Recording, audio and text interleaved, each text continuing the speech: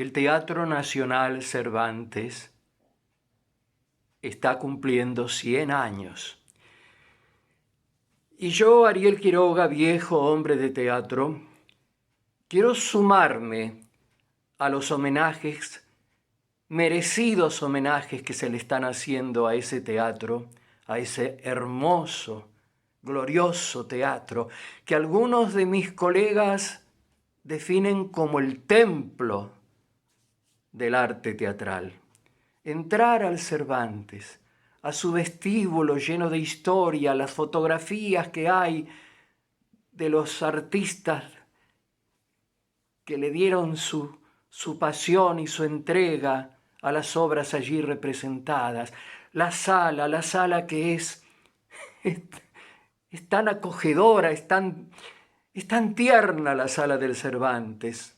No es fría como la de algunos teatros oficiales, no, es cálida, está llena de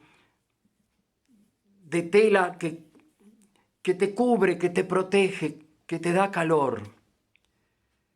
Pues bien, en el Teatro Nacional Cervantes, hacen justo 45 años, un proyecto teatral que yo había llevado a la Universidad de Buenos Aires, la de crear un teatro universitario de repertorio. Hace 45 años, en el Teatro Nacional Cervantes, ese proyecto teatral encontró su partida de nacimiento. Tuvo su oficialización que no le dio nunca la propia universidad de la cual dependía. Yo había propuesto crear un teatro universitario de repertorio en la Dirección de Cultura de la Universidad de Buenos Aires a mediados de 1974. 1975 había sido un año de deambular de un lado para el otro, con aquellas huestes cargadas de entusiasmo y al mismo tiempo de mucho desconcierto. Se habían inscrito más de 100 o casi 200 jóvenes, chicas y muchachos que estudiaban Derecho, que estudiaban Medicina, que estudiaban Ciencias Económicas, Letras, Filosofía, Geología, Veterinaria, Agronomía, Arquitectura. Y esos cientos de jóvenes se habían inscrito en el proyecto de crear un teatro, y un teatro de repertorio. Y todo ese año 1975 había sido de planes, de llevar obritas, sainetes cortos de un lado para el otro, a parroquias, a centros culturales que nos recibían. Íbamos también a las aulas magnas de algunas facultades a llevar esas obritas que montábamos a los estudiantes, al seno del estudiantado. Pero no teníamos ni idea de cómo se hacía un repertorio. Yo mismo, como director teatral, que ya tenía una trayectoria, había dirigido grandes obras. El Profanador, de Thierry Molnier, Magia Roja, de Michel de Gelderot, La Arialda, de Giovanni Testore, obras que habían tenido repercusión, éxito, críticas despampanantes, pero no había hecho nunca un repertorio. Había hecho obras con actores muy jóvenes, tipo estudiantinas, como Los dos hidalgos de Verona de Shakespeare. Pero crear un repertorio con jóvenes universitarios con poca experiencia teatral era todo un desafío. Ese primer repertorio lo formé con 3 comedias clásicas, de autores que, salvo uno, no eran desconocidos para Buenos Aires. Elegí buscándolas en la biblioteca de la Facultad de Filosofía y Letras, o sea, me integré a la universidad, no siendo universitario, para realmente empaparme de toda la vida universitaria, de todo el espíritu de una universidad.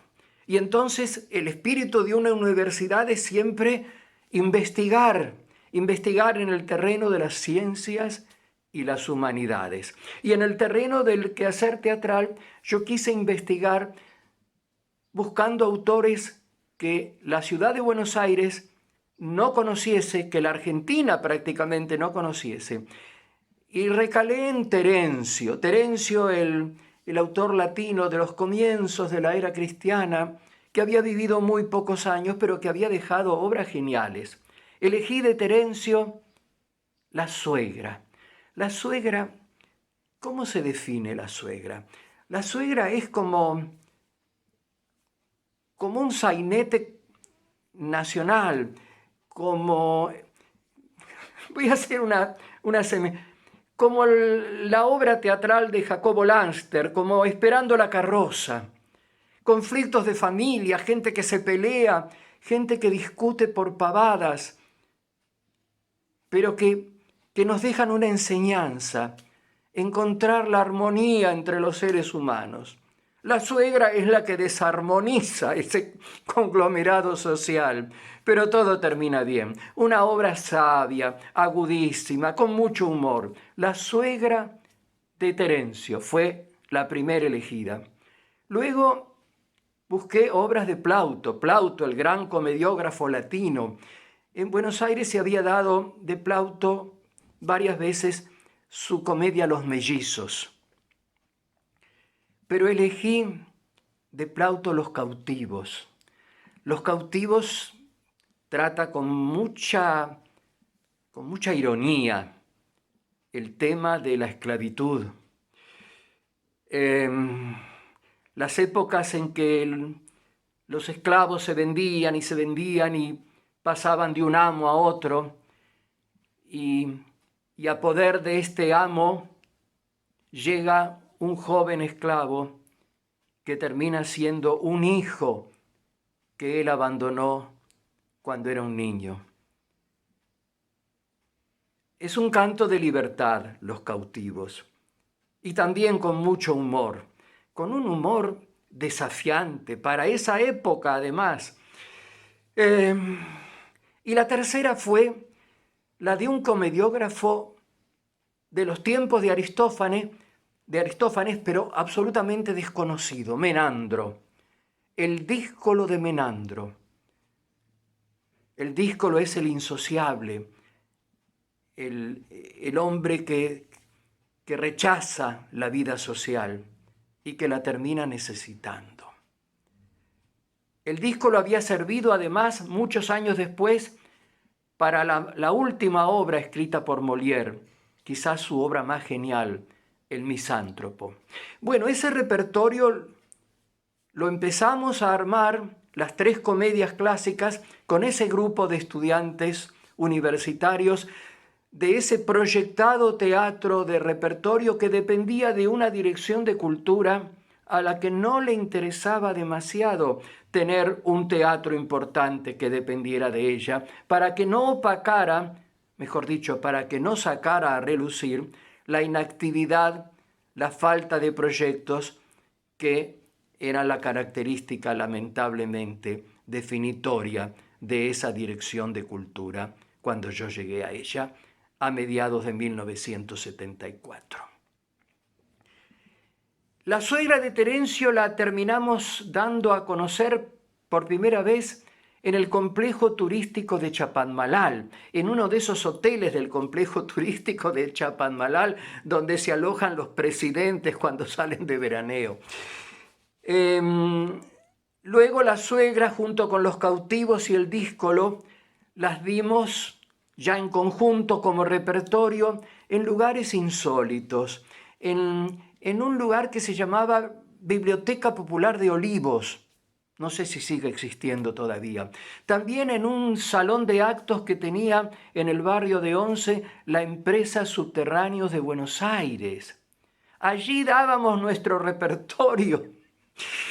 Me acuerdo que cuando hicimos Los Cautivos por primera vez, que fue allí en Subterráneos de Buenos Aires, las ropas que usaban los cautivos, que estaban hechas con arpillera, teñidas con anilinas al frío, tuvieron los jóvenes del teatro universitario que vestir esas especies de túnicas de arpillera que estaban húmedas todavía. Bueno, eso era nuestra historia, hasta que un día de 1976, a comienzos de 1976, se me ocurre presentar ese repertorio a la dirección del Teatro Nacional Cervantes. Una empleada de la Dirección de Cultura pidió por teléfono una entrevista y nos la dieron. Y con quien tuve que entrevistarme era un señor muy amable, muy interesado en lo que llevábamos como propuesta, el doctor Néstor Suárez Aboy. ¡Cuánto agradecimiento! Él me dijo: Quiroga, el teatro está vacío, no hemos empezado todavía la temporada. Claro, las circunstancias del país eran bravas. En marzo se había producido el golpe de Estado que dio lugar a esa dictadura. Bueno, mejor no hablar de eso, lo que vino después, pero bien. El Teatro Cervantes estaba inactivo y quiso ver un ensayo de las 3 comedias, le gustaron, se divirtió mucho, recuerdo, y me dijo: les voy a ofrecer un periodo de 5 días, de miércoles a domingo, donde alternadamente se van a dar, como ustedes lo están presentando, las 3 comedias en forma de repertorio. Llegábamos al Cervantes como los elencos que venían siempre del exterior, los grandes elencos que venían de Europa o de los Estados Unidos, los elencos que venían con repertorio de varias obras. El elenco de Jean-Louis Barrault, el elenco de Jean Vilar. Esas compañías venían, sí, con un repertorio de grandes obras, clásicas o modernas, pero este juvenil teatro universitario se atrevía a presentarse, como no lo había hecho nunca ningún elenco argentino, en el Teatro Nacional Cervantes, con un repertorio de 3 comedias clásicas. Y yo realmente lo recuerdo ahora como si lo hubiera soñado, como si hubiera sido un sueño fantástico de esos que se tienen, que no ocurrió, pero realmente ocurrió. El Cervantes nos dio todo, nos dio la jerarquía de que fuésemos realmente un elenco importante llegado del exterior. Y eso lo testimonian las carteleras del Cervantes, la de su vereda por la calle Córdoba y la de su vestíbulo interior, con el anuncio Teatro Universitario de Buenos Aires en enormes letras, y abajo, antes de nombrar las 3 obras, la mágica palabra repertorio. Cumplíamos lo proyectado, pero proyectado como de esas cosas que se proyectan y no realizables. Ser realmente un teatro universitario de repertorio.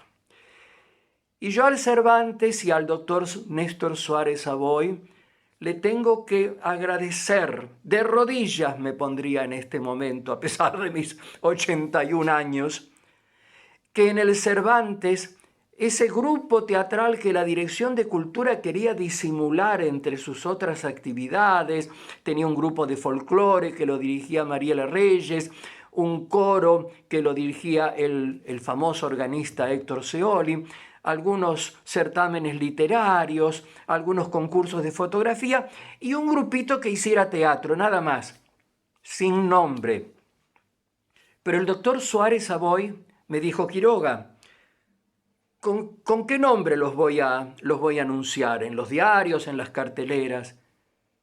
Y yo acudí a lo que había proyectado quizá 10 o 15 años atrás, al nombre que había soñado en mi imaginación, que era Teatro Universitario de Buenos Aires.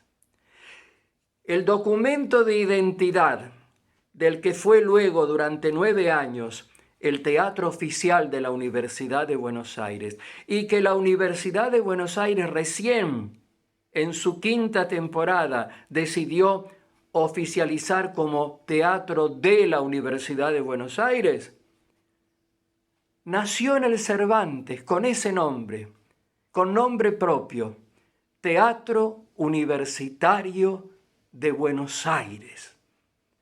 ¿Se dan cuenta cuánto yo, Ariel Quiroga, le tengo que agradecer al Teatro Nacional Cervantes?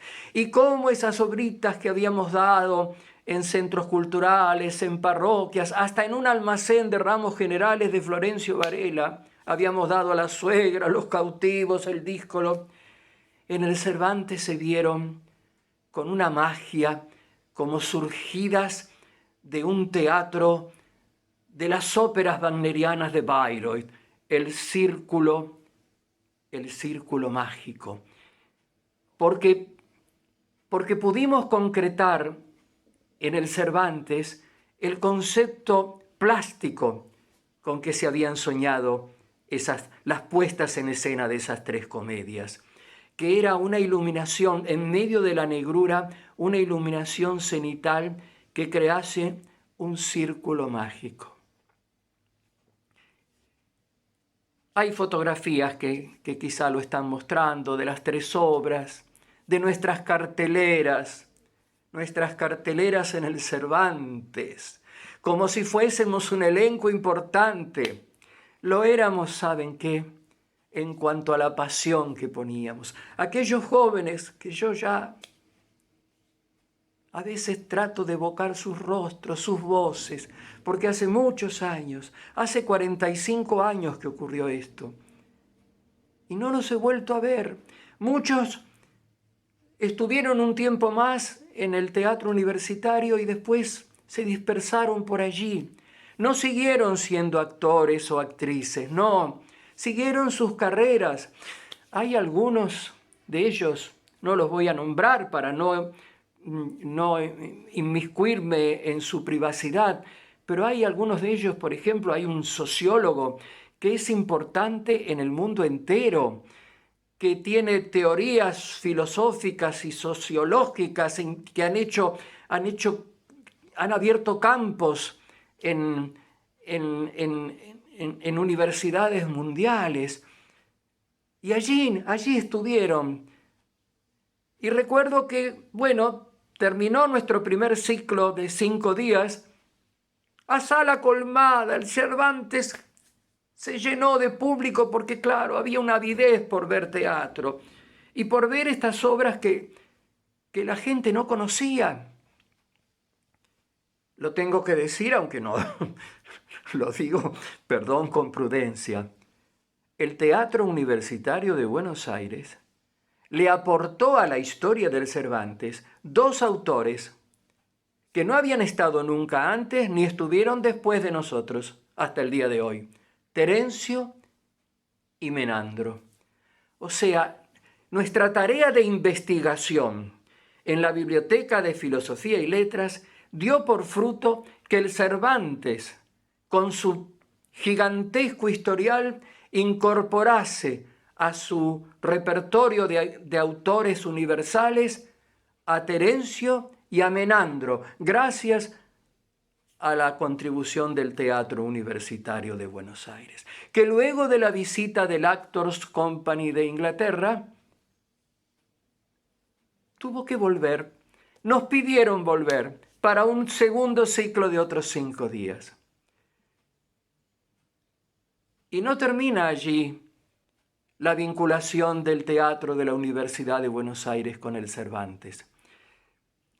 5 años después, en 1980, ya éramos un elenco, nos conocían en todo Buenos Aires.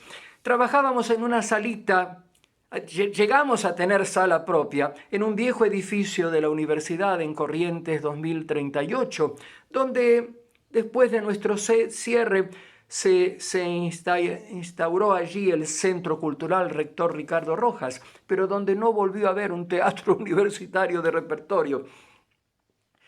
Ya les digo, en esas funciones que hacíamos semanalmente, que hicimos más de 140 espectáculos, 1163 representaciones, en esa sala de Corrientes 2038, donde el público se abarrotaba, se quedaba a veces con las puertas de la sala viendo las obras desde el vestíbulo.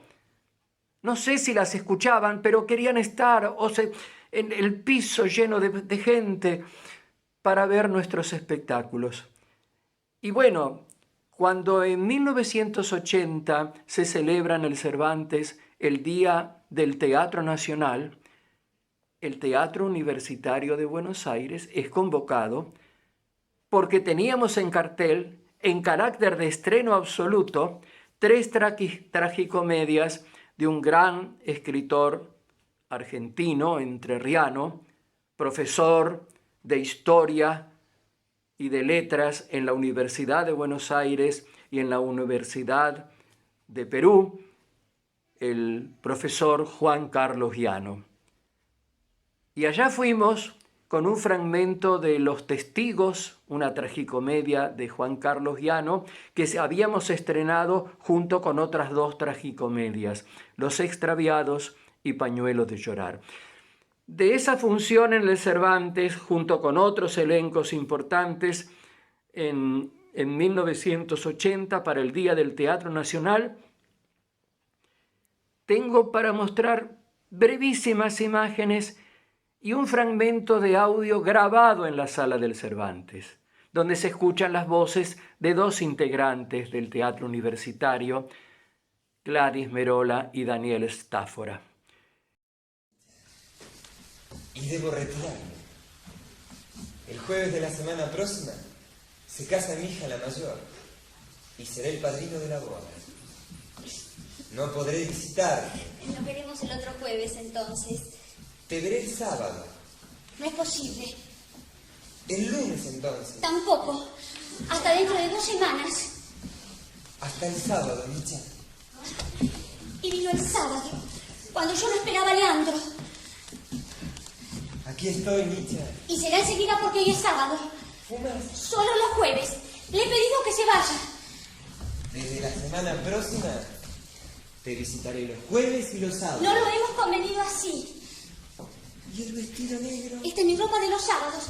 Hasta el jueves, Ponciano. ¿No me besas? El mi ropero de Obregón, que fue de mi padre, estaba cargado. Y por última vez, una vez más estuvimos en el Cervantes. En abril de 1983, que iba a ser nuestra última temporada, porque fuimos convocados como un elenco importante, como artistas importantes de Buenos Aires, fuimos convocados para el Día Mundial del Teatro, que siempre se celebra con auspicio del Instituto Internacional del Teatro, en la sala del Teatro Nacional Cervantes. Y allí llevamos un espectáculo un tanto extraño. Era una mezcla de la Oda al macho cabrío de Etienne Jodelle y del monólogo Ser o no ser de Hamlet.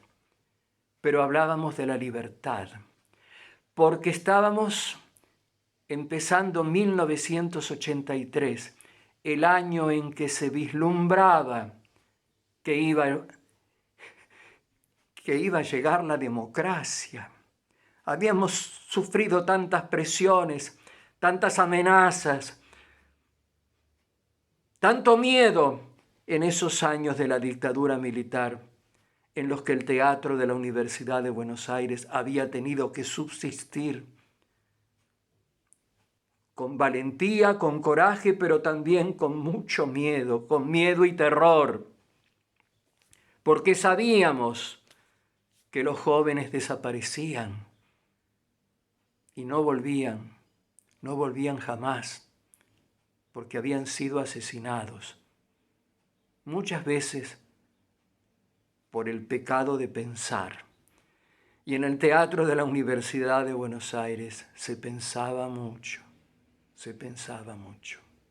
Pero bueno, llegamos con ese mensaje de libertad, que era un espectáculo bastante raro, donde había hasta un incipiente acto de desnudez del conjunto, no tengo fotos de eso, y donde en esa misma noche de abril de 1983, la gran Berta Singerman había recitado el poema de la zarza ardiente, que terminaba diciendo: y su nombre es libertad.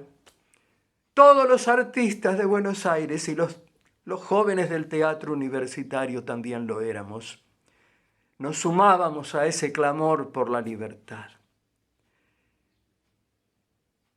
Y bueno, han pasado 45 años de que el Teatro Universitario de Buenos Aires estuvo haciendo repertorio en el Cervantes. Y el Cervantes está cumpliendo 100 años. Y yo, Ariel Quiroga, quiero darle mi testimonio de gratitud